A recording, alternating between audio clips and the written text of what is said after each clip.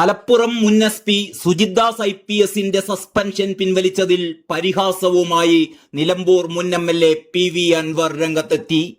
SP Sujith Das വിശുദ്ധൻ, MR Ajith Kumar പരിശുദ്ധൻ, എല്ലാറ്റിനും കൂടിയുള്ളത് ഒറ്റ ഉത്തരമാണ്: PV അൻവർ സ്വർണ്ണക്കടത്തുകാരനാണ്. അൻവർ ഫേസ്ബുക്കിൽ കുറിച്ചു. PV അൻവർ ഉന്നയിച്ച ആരോപണങ്ങളെ തുടർന്നായിരുന്നു സുജിത് ദാസിനെതിരായ നടപടി. MR അജിത് കുമാറിനും സുജിത് ദാസിനും സംസ്ഥാനത്തെ സ്വർണ്ണക്കടത്തിൽ പങ്കുണ്ടെന്നായിരുന്നു അൻവറിന്റെ പ്രധാന ആരോപണം. ക്യാമ്പ് ഓഫീസ് വളപ്പിലെ മരം മുറിച്ച് കടത്തിയതുമായി ബന്ധപ്പെട്ട പരാതി പിൻവലിക്കാൻ സുജിത് ദാസ് തന്നോട് ഫോണിലൂടെ ആവശ്യപ്പെടുന്ന ശബ്ദരേഖയും അൻവർ പുറത്തുവിട്ടിരുന്നു. ഫോൺ സംഭാഷണത്തിൽ MR അജിത് കുമാർ ഉൾപ്പെടെയുള്ളവർക്കെതിരെ നടത്തിയ പരാമർശങ്ങളാണ് സുജിത് ദാസിന്റെ സസ്പെൻഷനിലേക്ക് വഴിതെളിയിച്ചത്. 6 മാസം പിന്നിട്ടതോടെയാണ് സസ്പെൻഷൻ ഇപ്പോൾ പിൻവലിച്ചിരിക്കുന്നത്. സുജിത് ദാസിനെതിരായ വകുപ്പ് തല അന്വേഷണം ഇനിയും പൂർത്തിയായിട്ടുമില്ല. ഈ സാഹചര്യത്തിലാണ് പരിഹാസവുമായി PV അൻവർ രംഗത്തെത്തിയത്. PV അൻവറിന്റെ ഫേസ്ബുക്ക് കുറിപ്പിന്റെ പൂർണ്ണരൂപം ഇങ്ങനെയാണ്: SP സുജിത് ദാസ് വിശുദ്ധൻ, MR അജിത് കുമാർ പരിശുദ്ധൻ. തൃശൂർ പൂരം കലക്കിയിട്ടില്ല. തൃശൂരിൽ BJP വിജയിച്ചിട്ടുമില്ല. കേരളത്തിൽ വന്യമൃഗാക്രമണം ഇന്നുവരെ നടന്നിട്ടുമില്ല.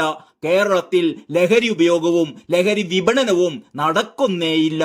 എല്ലാറ്റിനും കൂടിയുള്ളത് ഒരൊറ്റ ഉത്തരമാണ്: PV അൻവർ സ്വർണ്ണക്കള്ളക്കടത്തുകാരനാണ്. എന്നാൽ എന്നെ അങ്ങ് പിടിക്കാനും കിട്ടുന്നില്ല. സഖാക്കളെ മുന്നോട്ട്, ഇത് കേരളമാണ്, ജനങ്ങളെല്ലാം വീക്ഷിക്കുന്നുണ്ട്. ഇത്രയുമാണ് അൻവറിന്റെ ഫേസ്ബുക്ക് പോസ്റ്റ്. PV അൻവറിന്റെ വെളിപ്പെടുത്തലുകൾക്ക് പിന്നാലെ പത്തനംതിട്ട ജില്ലാ പോലീസ് മേധാവിയായിരുന്ന സുജിത് ദാസിനെ സസ്പെൻഡ് ചെയ്തതിൽ പ്രതികരിച്ചുകൊണ്ട് അന്ന് PV അൻവർ എഴുതിയ ഫേസ്ബുക്ക് പോസ്റ്റ് നമുക്കൊന്ന് ഓർമ്മിച്ചെടുക്കാം.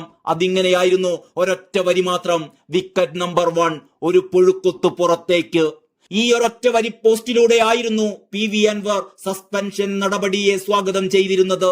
വിക്കറ്റ് നഷ്ടത്തെ സൂചിപ്പിക്കുന്ന ഒരു ചിത്രവും PV അൻവർ ആ പോസ്റ്റിനോടൊപ്പം പങ്കുവച്ചിരുന്നു.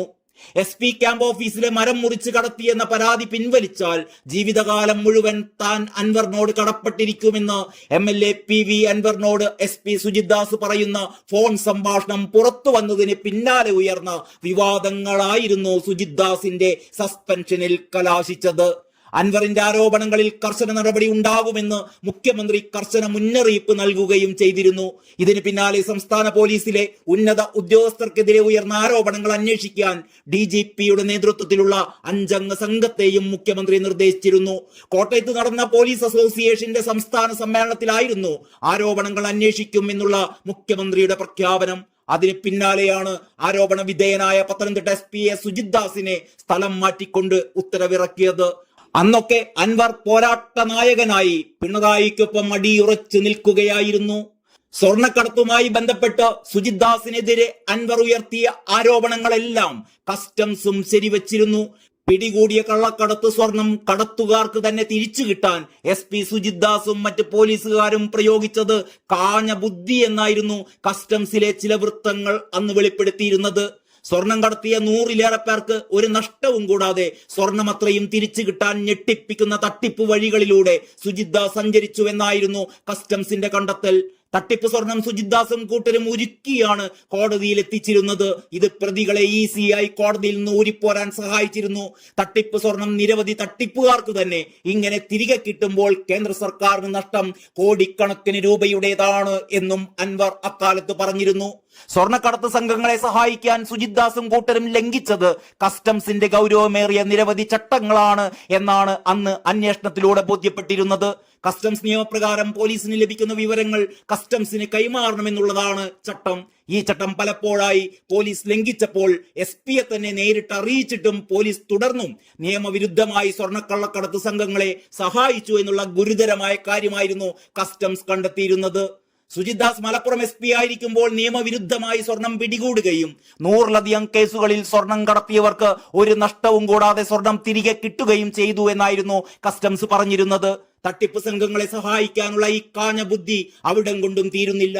പിടികൂടിയ സ്വർണമത്രയും പോലീസ് നിയമവിരുദ്ധമായി ഒരുക്കും. CRPC 102-ാം വകുപ്പ് പ്രകാരം എടുത്ത കേസുകളിൽ സ്വർണം കടത്തിയവർക്ക് തന്നെ ആ സ്വർണം തിരികെ കിട്ടാൻ ഇത് കാരണമാകും. ഏതായാലും അൻവർ CPM-ന് അനഭിമതനായതോടെ അൻവർ സ്വർണ്ണക്കള്ളക്കടത്ത് തട്ടിപ്പ് ആരോപിച്ച സുജിത് ദാസ് CPM-ന് ഇപ്പോൾ വിശുദ്ധനായിരിക്കുകയാണ്. ഇനി മികച്ച സേവനത്തിനുള്ള മുഖ്യമന്ത്രിയുടെ പ്രത്യേക പുരസ്കാരം കൂടി സുജിത് ദാസിന് നൽകിയാൽ അതിൽ അത്ഭുതപ്പെടാനില്ല.